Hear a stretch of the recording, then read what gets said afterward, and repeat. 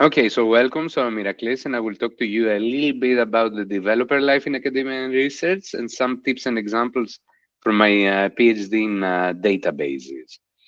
So to get started, a few words about me, just to understand also different levels of research that I've been involved in.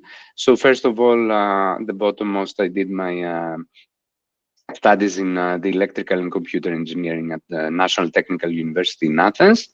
And then I went for a PhD at EPFL in Lausanne, where I focused on doing on scaling up analytical workloads in databases, basically.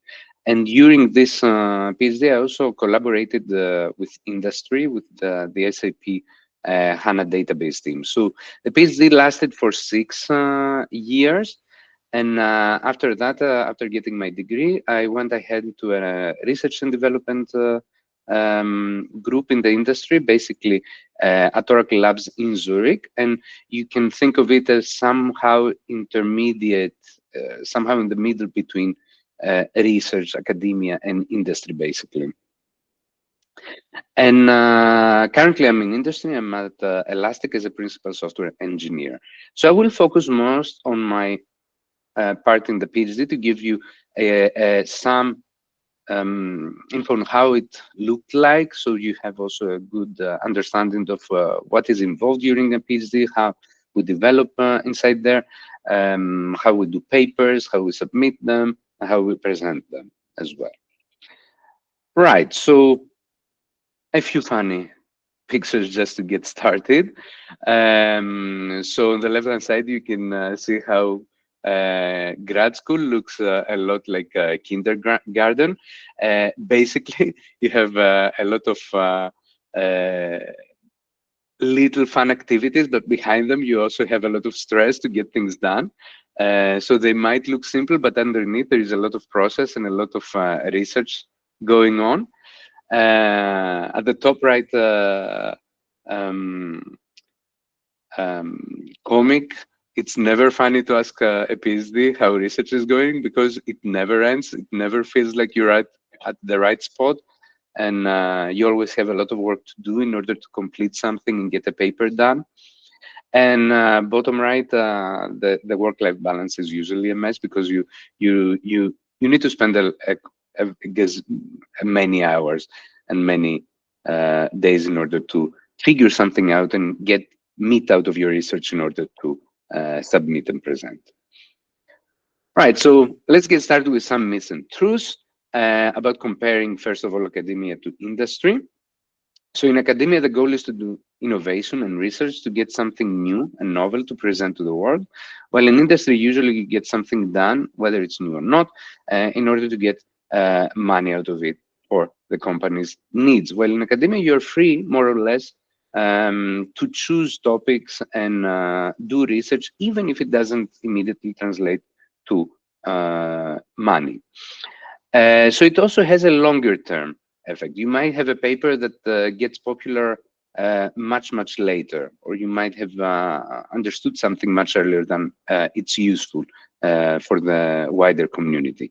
You also have more flexibility in organizing yourself. You might have more choices to select. While in the industry, you have usually a stricter plan that is demanded by the business needs and management and whatnot. In academia, you have a more difficult work-life balance because usually you do not have like a strict schedule. You just need to get something out, like papers or presentations or stuff like that. While in industry, you have more. You could have, you can have a more standard schedule. In academia, it's also acceptable to progress through failures, meaning that you try to examine a lot of things, and a lot of them might fail until you find something that succeeds. Even the failures have a lot of merit to present many times.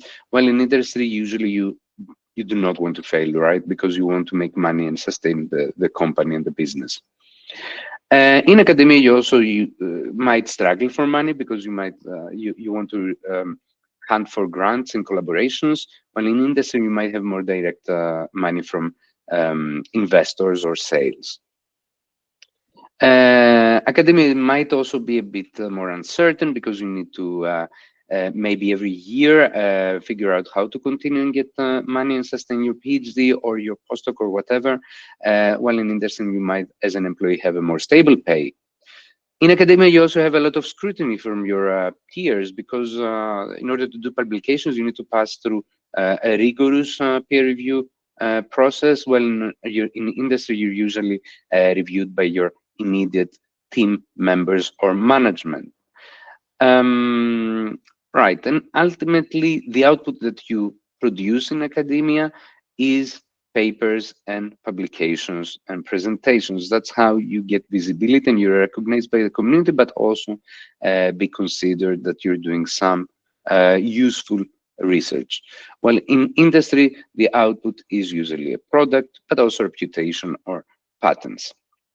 The R&D that I mentioned before, like departments of companies that do research and development, is somehow in the middle of these two ends of the spectrum, if I can say it like that. So you can fail sometimes, but ultimately, for example, you want to produce something that can get used by the company and produce much more money in the end. That's it on this, and then just to give you a glimpse of how a PhD looks like, it doesn't necessarily mean that it's the same for all PhDs, but you can get some insights about the years throughout the PhD. So here I'm mentioning like the most important milestones of every year in my PhD. So in the beginning, I had to deal with a lot of bureaucracy in the first year. And getting started, I had to get acquainted with the lab that I had chosen, start getting started on the idea for the PhD. Also, I had to pass some courses with very high grades in order to be able to continue on the PhD at the university. That was a requirement specific to this university. And in the second semester, in the second year, but the second semester overall, I had to pass something called the candidacy exam at the PFL at the university, where basically I needed to prove that I'm capable of doing a PhD, if I can say it like that. And that had that meant that I had to present the idea for the PhD to a committee of professors at the university, and also present related work and try to describe what is the innovation that I'm out for in the PhD. And as long as that is accepted, you continue on for the next years to do the PhD and produce also publications. I was also lucky enough to be to do an internship at SAP, as I mentioned, another company in the industry that was related to the PhD that I was doing. And after that internship, which was for a few months, and that's also something that is typical or can be done during PhDs. Like you can go out to companies for a few months or during the summer to do an internship. Out of this, a collaboration happened during the PhD. So for the next few years, my PhD was intertwined, let's say it like that, with the SAP HANA team, and the research that we were doing, we tried to adopt it also inside the product. That had a very good model because I had an advisor both in academia, but also advisors in the industry. So I could give the best of the two worlds, like do innovation that is applicable to databases in general, but also show that it has practical and real world effects in a product. Right, it also had a lot of reviewing going on. During the third year, I was able to produce the first paper and get to travel to the first conference. So this is another fun thing about a PhD. You get to travel when you submit and get accepted to present your paper, and you get to meet a lot of other highly skilled colleagues and get to see a lot of other very various types of works. Of course, I forgot to mention that that happened like after 2 rejections, so I had to submit 2 times the first paper, improve it, get feedback, and ultimately the third time it was accepted. And then the next years, basically, it had more publishing. Ultimately, I produced like 3 major papers and a few or a couple of workshop papers. So workshops are kind of smaller conferences where you get easier access to and to publish as well, but they are lower visibility and lower impact. However, they are very good stepping stones into producing something major as a publication, as a contribution. Right, and finally, at the end, of course, I had my PhD defense, which basically you produce your thesis, which captures all the research that you did during the PhD, and you get to defend it against the committee of professors from other universities as well, that they need to pass you and give you the degree. So that's how it looks like.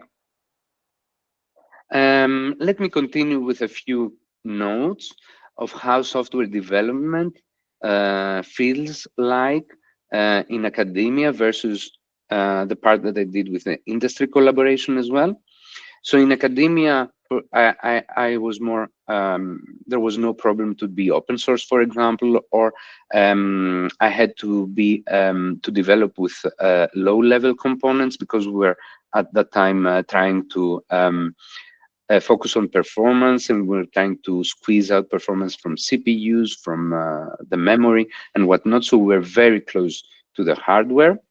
We were prototyping. I was prototyping inside the system that you allow bugs where you allow for bugs. You just want to make sure that you develop and you show what you want to attempt, like how to improve performance, for example, in query processing that I was doing, without necessarily being able to service all kinds of workloads or all kinds of queries, right? So that's totally acceptable in academia, while it might not be in industry, for example.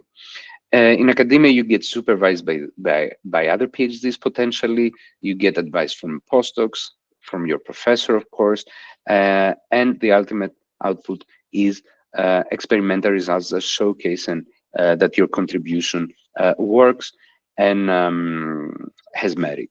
In industry, on the other hand, you had some other qualities. For example, I had to do some PRs that might get reviewed by colleagues before making it into the product, even if it was a prototype at the point of the PhD.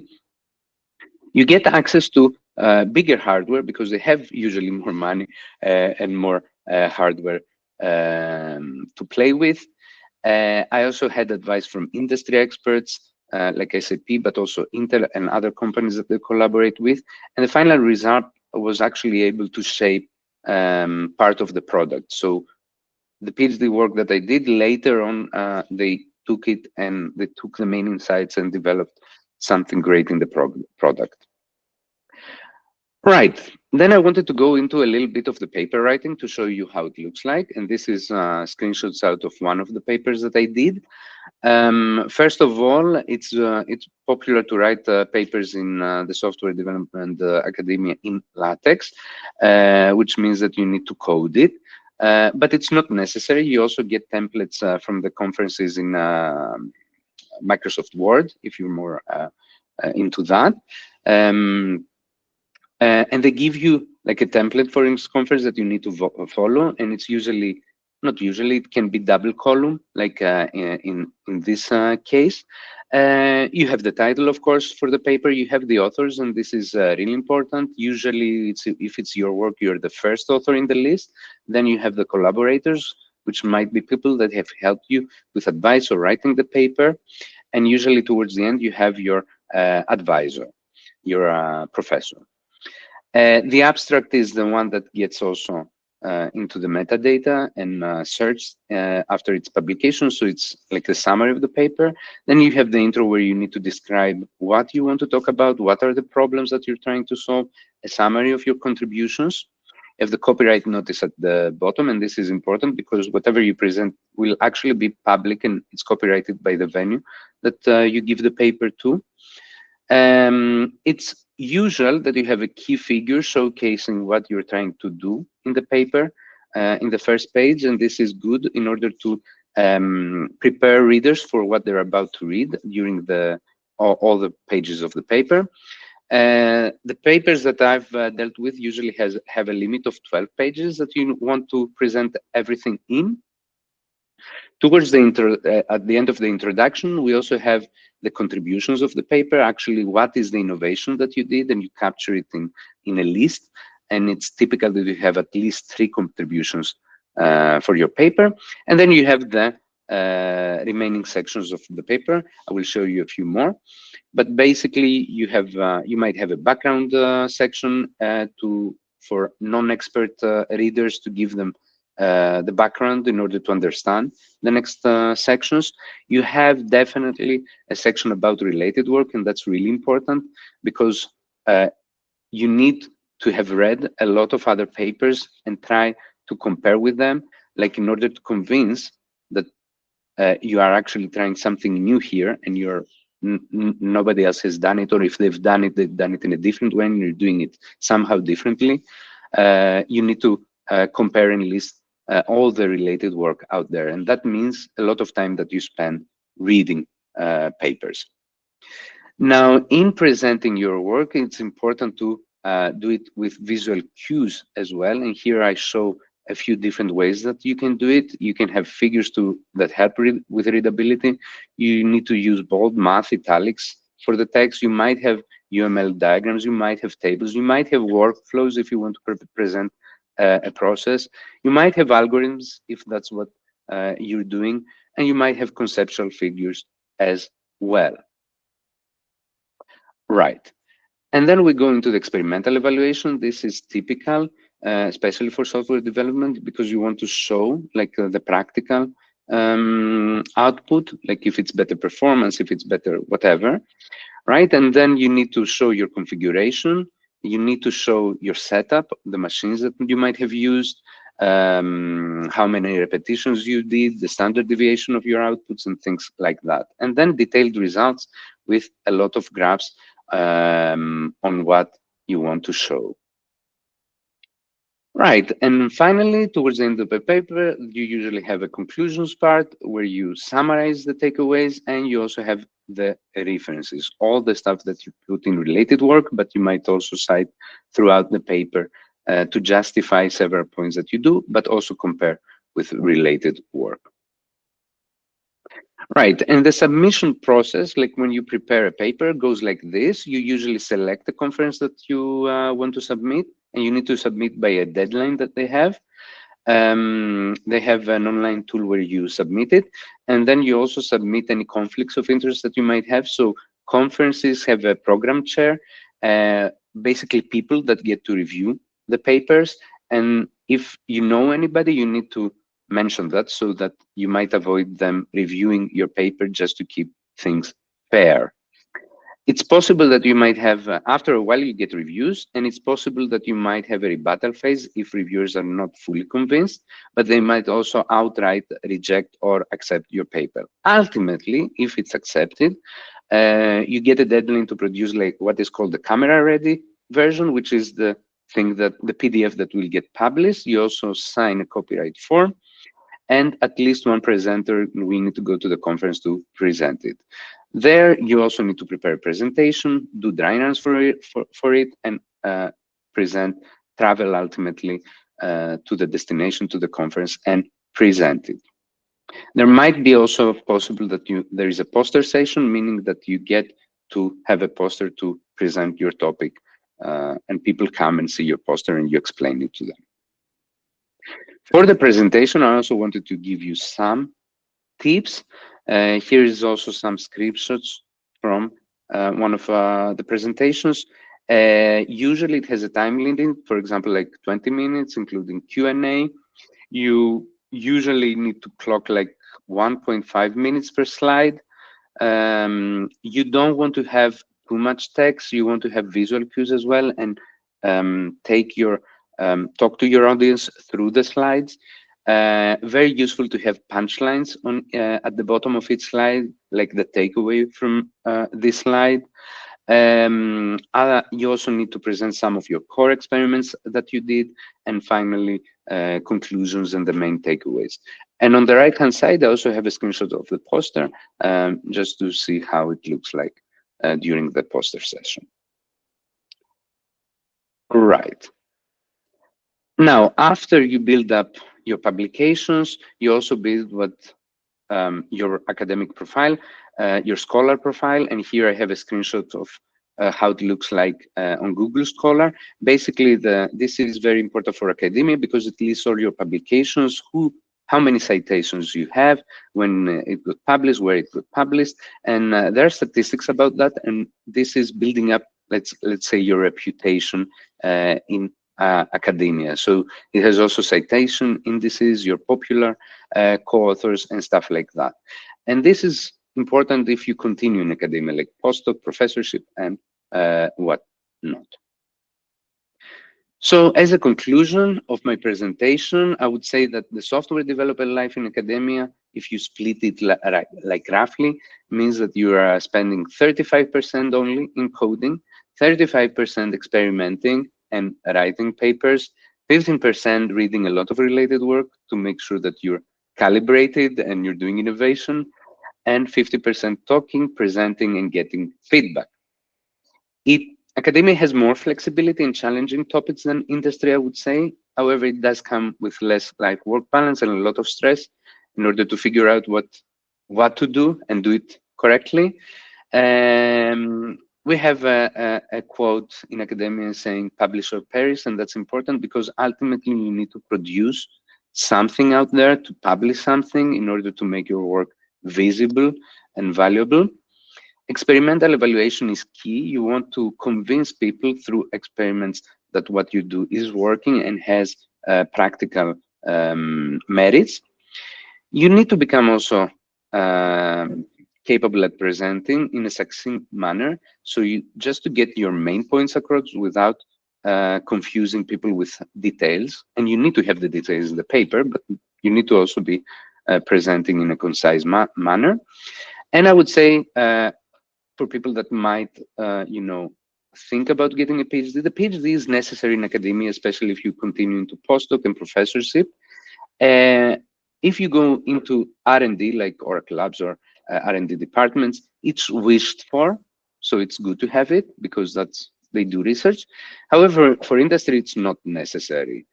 But you can get into industry like how I did with a PhD as well. It's also a very good skill to have. Well, that's it from me. Thank you. And if you have any questions, I'd be glad to take them.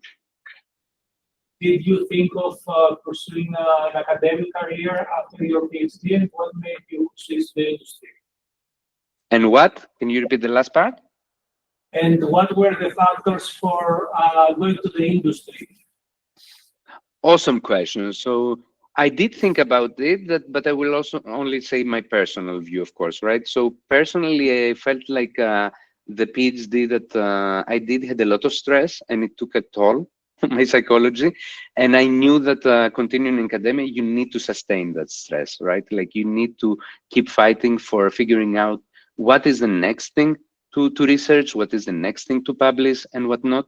And it comes with uncertainty, right? It's not necessary that whatever you think might be novel is ultimately novel or has merit or will be published. So there is always this anxiety in academia, and you need to, if you continue, especially into postdoc and professorship, you need to widen also the topics that you research in, so that you are certain that some of them will be published and whatnot.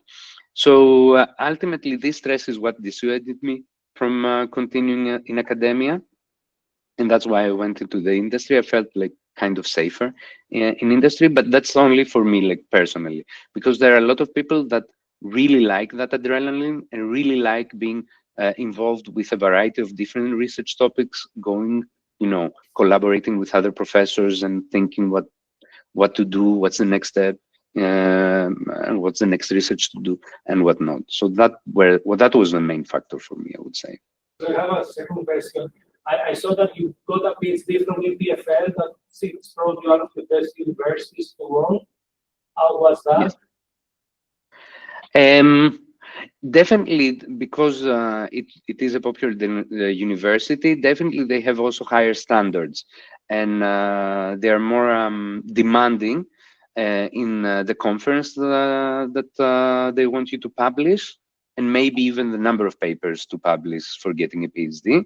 So, in order for them to be top tier, that means that PhD students also need to publish in top tier conferences and keep like a high quality and high visibility work. So it is more stressful in that sense, but also ultimately when you get a PhD from those universities, that's also a very good degree, like very visible and very good on your CV. And definitely it means that you have built also a good network of connections. Yes, something like that. About the peer review process, maybe at least from his experience, what does he think about this process? Who does it? Which process you said? The peer review process. The peer review process. Okay, so feedback is useful, for example. Can you repeat the last one? And for example, from your opinion, what percent of this feedback is useful? Yes. It's actually useful. Right. So peer review. So when you submit, you generally don't know who will get to peer review your paper. In some cases, in a lot of cases, you don't know the reviewers. In some cases, you might know who are the reviewers. So when you get the reviews back, they might be anonymized. And usually you can get a wide variety of feedback. There are people that actually spend a lot of time reading your paper and have very good feedback, and might also tell you, that what you're doing has been done before, or you need to compare with this paper or this work and whatnot. There are also people that don't spend time reading a paper and might outright reject it with few reasoning, with not a lot of reasoning and whatnot. But in general, you get feedback, whatever feedback that is. And if your paper is rejected, it's very good that you take into account all feedback, however invaluable it might look like, because ultimately that's people that read the paper and might have the same questions and feedback as the peers that are reviewing the thing. Right. However, the good thing is that the PC chairs also, if there are peers that don't spend much time and it's obvious that something went wrong in the peer review process, might, for example, put another reviewer, right? So they try to make sure that you get a fair treatment, if I can say it like that. That's what I would say as a summary. Does peer review, right? Can you repeat? PhD students do peer review on papers. So usually you get like an official invitation to review after you have a track record of publications. What happens usually, and this has happened, advisors usually are the ones that get officially invited to review, and PhDs might help out. Like, they might, for example, read the paper, produce some feedback, and then the advisor takes that also into account to produce the final one. But I remember that I was invited to PCs first in workshops and after a few years, and then ultimately in conferences. Because the members of the PC, so usually the members of the PC, like there is a network of, let's say, professors and postdocs and whatnot that make up the program chair, the committee, basically, the PC committee for a conference. Okay, thank you, Iraklis, for your presentation. I'm a person, I'm Miron, I'm currently pursuing a PhD. My question is the following. Could you share, or in your opinion, what were the most important steps that you did during your PhD to be able to establish your network, networking steps, I mean, and be able to, move on to the industry after doing a PhD? Did your internship help with this path to the industry? What do you think is the most important maybe thing or habit that you approach in order to to achieve this industry position.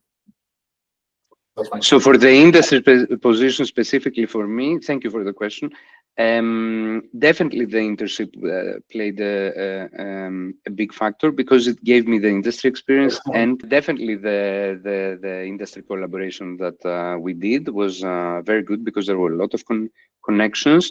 But I would say during a standard PhD, definitely the conferences and the people that you get to meet, and you get to present your work, to discuss it, and that's how you also build up connections and reputations. But also when you're doing work or papers, you might get in contact with authors of related work. You might want to ask questions. You might want to collaborate even with other teams. That's also another good point. And generally, I would say presenting and going out to discuss your work is the key to building up these connections.